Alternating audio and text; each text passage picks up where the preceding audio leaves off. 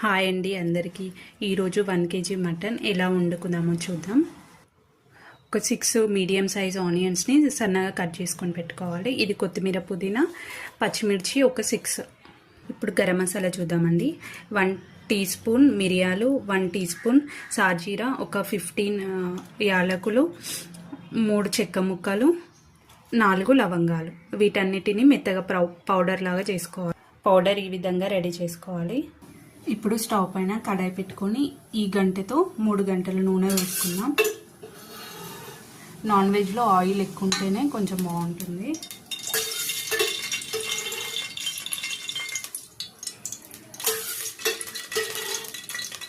Oil కొంచెం వేడిగా ఉంటుంది.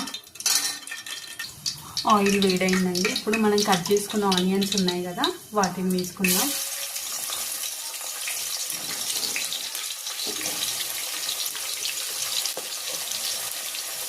ఇప్పుడు ఈ ఆనియన్స్లోనే ఈ టేబుల్ స్పూన్ ఉంటుంది కదా, దీంతో 2 స్పూన్ల రాళ్ళు ఉప్పు వేసుకుందాం.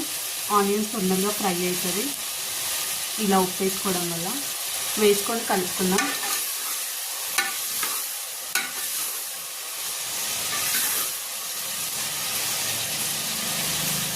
ఆనియన్స్ కొంచెం ఫ్రై అయ్యే వరకు వెయిట్ చేద్దాం. మనం మూత పెట్టుకొని ఫ్రై చేసుకుందాం. కొద్దిసేపు మూత పెట్టడం వల్ల తొందరగా వేగిపోయి ఆనియన్స్.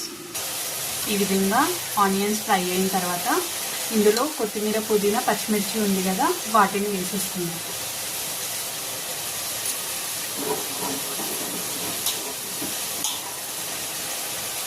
ఒకసారి కలుపుకుందాం. వేసుకున్న తర్వాత ఇప్పుడు ఇందులో అల్లం వెల్లుల్లి పేస్ట్ వేసుకుందాం.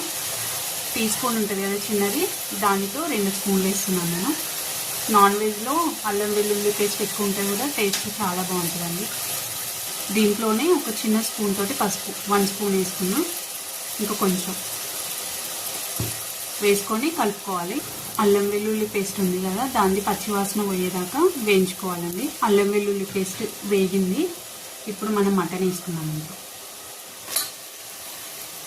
వేసుకొని కలుపుకోవాలి. ఇందులో ఇప్పుడు మనం కారం వేసుకుందాం.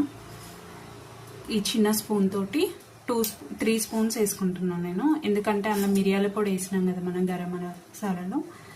రుచికి సరిపడినంత కారం వేసుకోవాలి మనం. ఇక ఒకవేళ స్పైసీ ఎక్కువ తింటే కొంచెం యాడ్ చేసుకోండి మీరు. ఇప్పుడు దీన్ని మొత్తం మంచిగా కలుపుకుందాం మనము. ఇప్పుడు ఈ మటన్ ఇలా ఉడుకుందో చూద్దాం మనము. ఇందులో కొన్ని వాటర్ యాడ్ చేసుకోవాలి. ఇలాంటి గ్లాస్